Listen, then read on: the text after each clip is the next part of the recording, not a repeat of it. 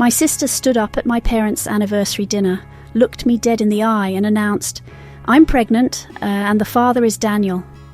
My husband. For a moment the room was silent. No one breathed. My mother's fork slipped from her hand. I felt my world slide sideways, but I didn't break. Not out loud, anyway. People say betrayal feels like a knife. That's not true. It's colder. It's emptier. I just sat there, letting the shame, the fury, the disbelief burn holes through me. Lily's voice shook. I didn't want it to come out like this, but I can't hide anymore. All eyes turned to me, waiting for me to explode. But I didn't give them a scene. I just watched the two of them, my own sister, my own husband, acting like victims in front of my entire family. That was the moment I realized I was completely alone at that table. Maybe I'd been alone all along. You want to know what I did? I didn't scream, I didn't cry. I decided right then I'd make them regret ever crossing me. That's how you survive, not by breaking, but by planning. Some betrayals demand more than silence. They demand justice. If this happened to you, would you stay silent or would you fight back? Tell me in the comments. And if you want to know exactly how I exposed every lie, every secret, don't forget to like and subscribe before we dive in, because what I did next changed everything. You picked the wrong sister to betray, Lily. Sometimes I wonder if I was born already tired. You know, not the sort of tired that can be fixed with sleep, but that deep exhaustion that comes from always smoothing over everyone else's mess. In our family, being the eldest daughter meant learning to bite your tongue and wear patience like armour. It meant making peace at midnight when the shouting still rang through the walls, and pretending not to notice when someone else got the last piece of cake.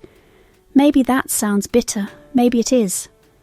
But the truth is, I became the fixer by default.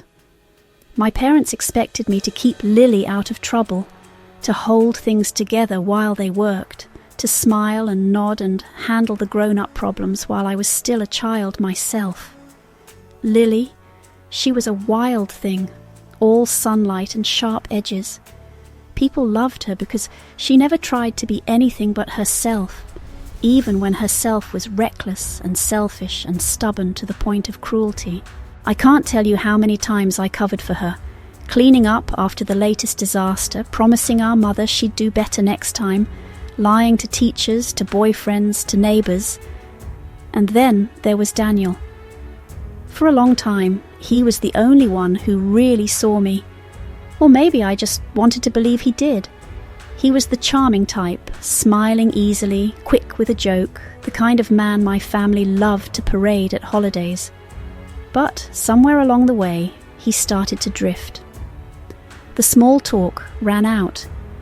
He became quieter, colder, more absent even when he was right there beside me. It's a strange thing to feel alone in your own marriage, like you're on the other side of a glass wall, close enough to see him breathing, far enough that the air never warms you. I tried to fix us too, planned little surprises, talked about our future, even when the only thing I could feel was distance. And through it all, my mother watched with that same tired softness she reserved for Lily. She never said it outright, but I could feel her disapproval like a draft through a cracked window. Why can't you be more like your sister? Why aren't you easier to love? Somewhere in that swirl of old photographs and half-spoken resentments, I started tending to a bonsai tree in the kitchen. I know, random, right? But I liked the ritual, pruning dead branches, shaping the living ones, watching for tiny green shoots among all that stubborn wood. It was the only thing in my life I could nurture just for myself. In this family, silence is mistaken for weakness, but I don't think that's true.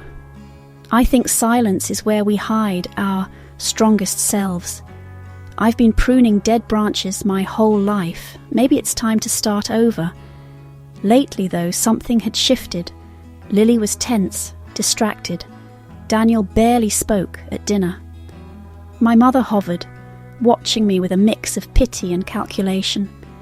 The air was thick with things no one wanted to say.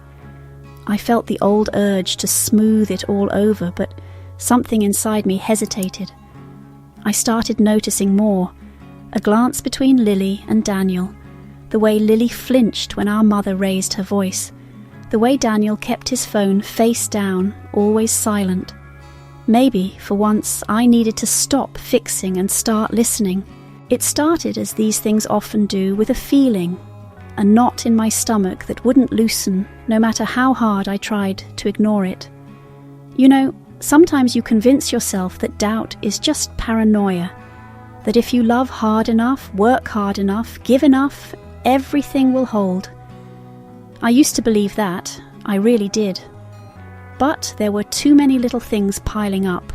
A late-night phone buzz silenced as soon as I turned in bed. The way Daniel started locking his laptop, something he never used to do. And Lily, always so careless, had suddenly become meticulous about her privacy. I told myself it was just my imagination, the tired mind of a woman overburdened, but deep down I knew. The first clue was a bank notification. I'd set up alerts on our joint account years ago, a habit from when money was tight. One morning, a transfer, $3,000, went out to an account I didn't recognize. Daniel brushed it off when I asked, "Oh, just helping a friend with rent. Don't worry, love." But why did his voice sound so thin? That same week, Lily was out, more than usual, but I'd catch her slipping back in long after midnight. Sometimes I'd see her car parked down the street, engine off, headlights cold.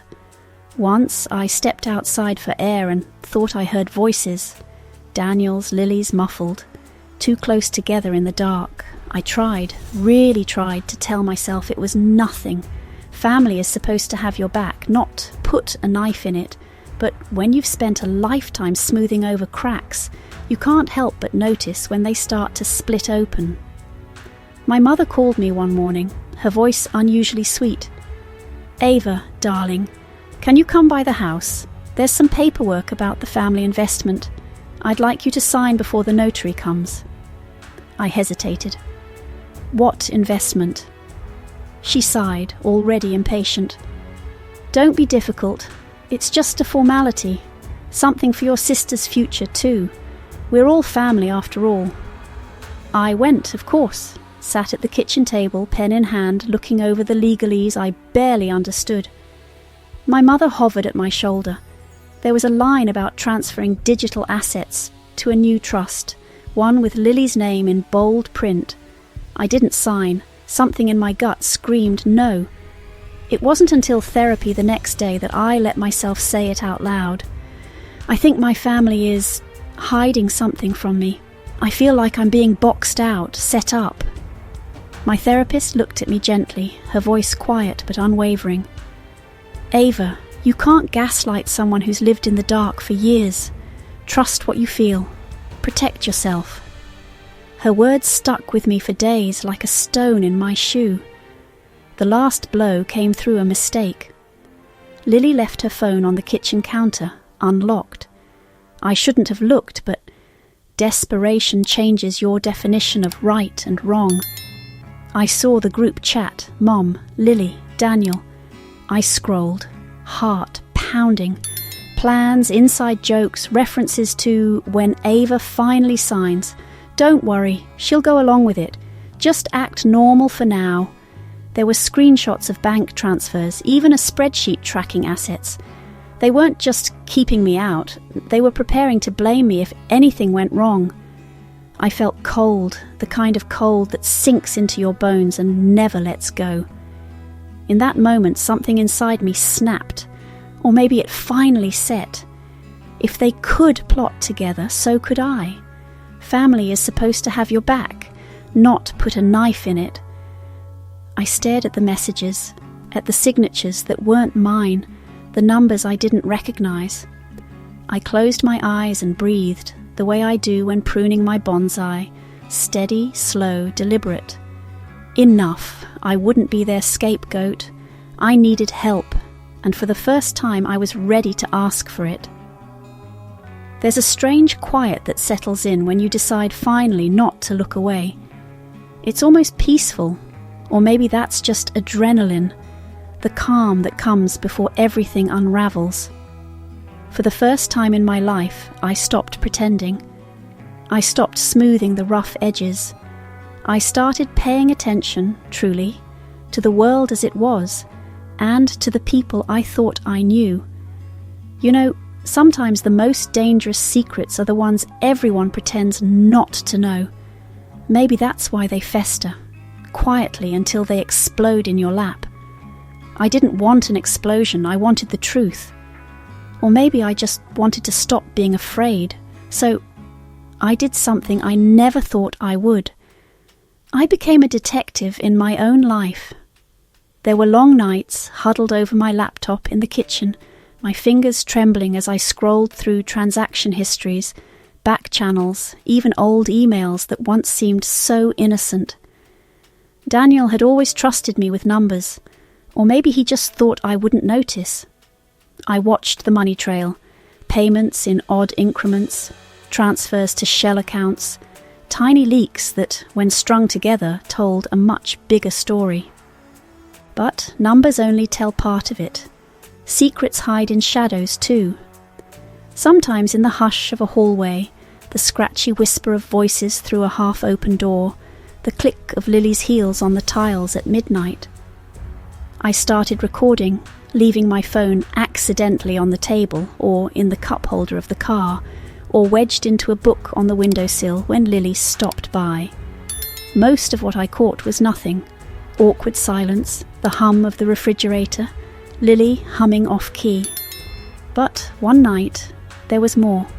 Lily and Daniel talking too close, their words barely above a murmur. She'll never find out. Ava trusts too easily. And Mom, she'll back me if I need her to. She always does. Daniel's voice was low, shaky. What if she suspects? She's not as naive as she used to be. Lily laughed, sharp, cold. Let me worry about Ava. I remember standing there, pressed flat against the other side of the door, shaking.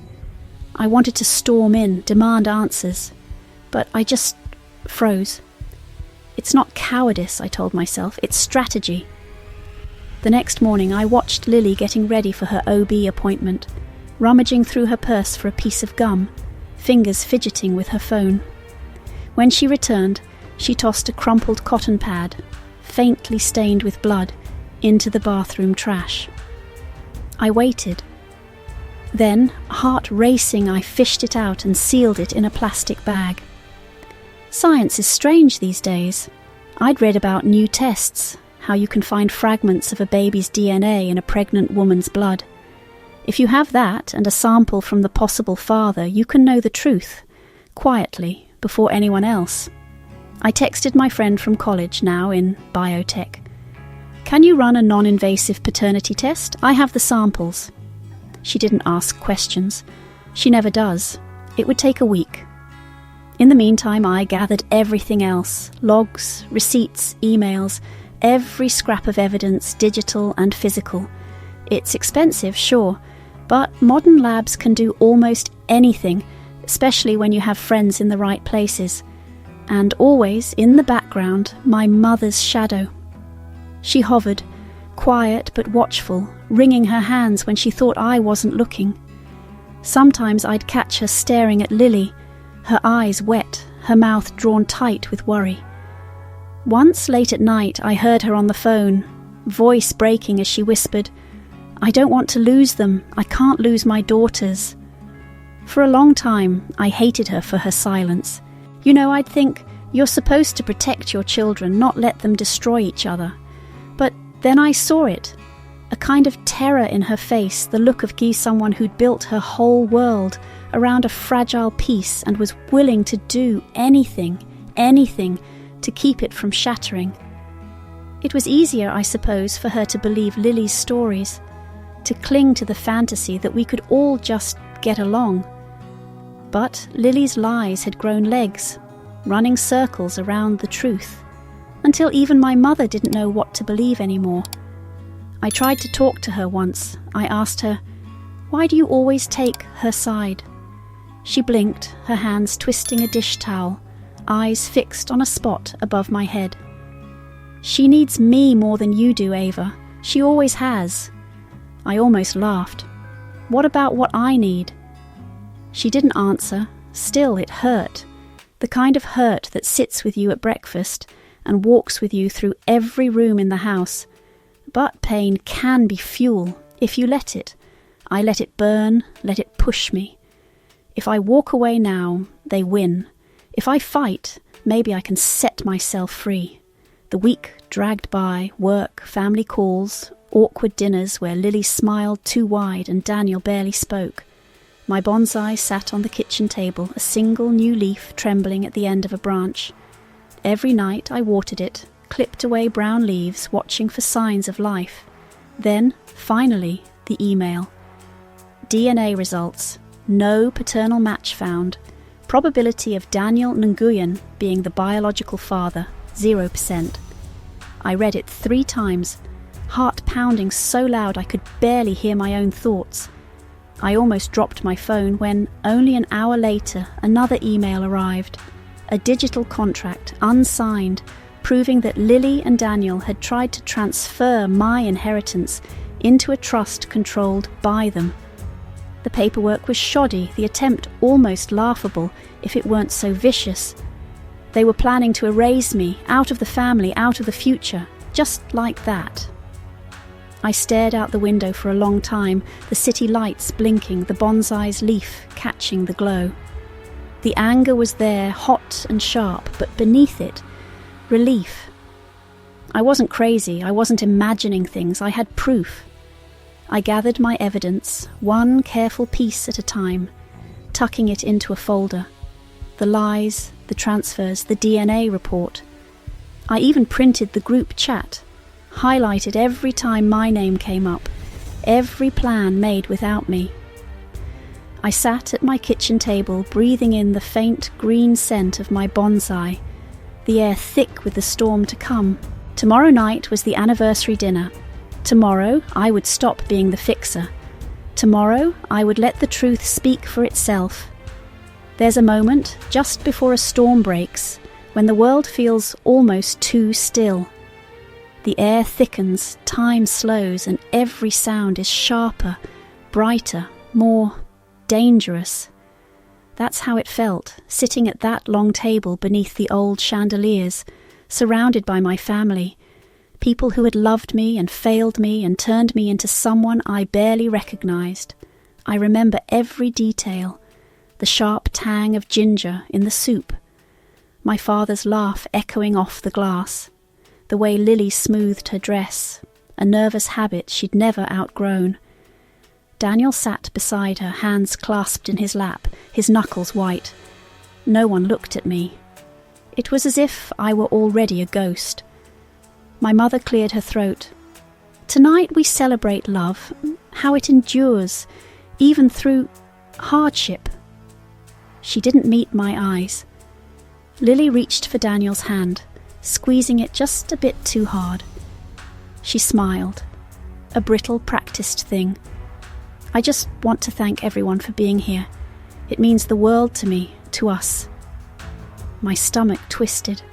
I could feel the evidence in my purse, a slim folder, heavy as an anchor. I looked around the room. For a long time, I didn't say anything. Sometimes silence is the only weapon you have left. But I stood. My chair scraped back, startling a hush across the table. I felt every gaze lock onto me. "I'm sorry to interrupt," I began, my voice low but steady, "but I think it's time we talk about the truth, the real truth." Lily's smile faltered. Daniel flinched, my mother stiffened as if bracing for a blow. I laid the folder on the table, opening it with trembling fingers. "This won't take long, I promise." First, I slid the printout of the financial records across the table. "Daniel, Lily, you've been moving money out of my accounts for months. setting up trusts in your names using my signature. Did you really think no one would notice?" No one answered. The silence was suffocating. I continued, voice barely above a whisper. "And then, there's this." I placed the DNA report on top of the stack. "Lily, you told everyone you were pregnant with Daniel's child. But that isn't true. This test proves it. Daniel isn't the father." A ripple went through the room, a collective gasp followed by sharp, anxious whispers. Lily's face went pale, her hands trembling.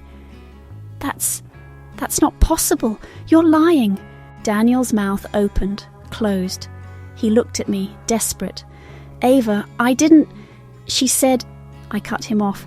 "You both lied. To me, to each other, to all of us." My mother covered her mouth, eyes brimming with tears. "Ava, please." I turned to her, the ache in my chest threatening to splinter. "You knew. Maybe not everything, but enough. You could have stopped this. Why didn't you?" She shook her head, voice barely audible. "I was scared. I thought I'd lose you both. I didn't know what else to do." I let her words hang there. Maybe that was true. Maybe it didn't matter anymore. But I wasn't finished. I looked at Daniel, at Lily. "I know what you did. I know how you used me, how you twisted my trust into something ugly. But the part that hurts the most is realizing you never even saw me. Not really. I was just convenient until I wasn't." For a heartbeat, no one moved. And then Lily's composure broke. Tears streaked down her cheeks. "Ava, please. You have to believe me. I needed help. I thought you'd always forgive me. I thought Mom would..." "Would what?" I asked. "Look the other way? Pretend nothing happened?" Daniel started to cry, shoulders shaking. "She threatened me. Lily, she said if I didn't help, she'd tell everyone about my past, about the debt, the accident."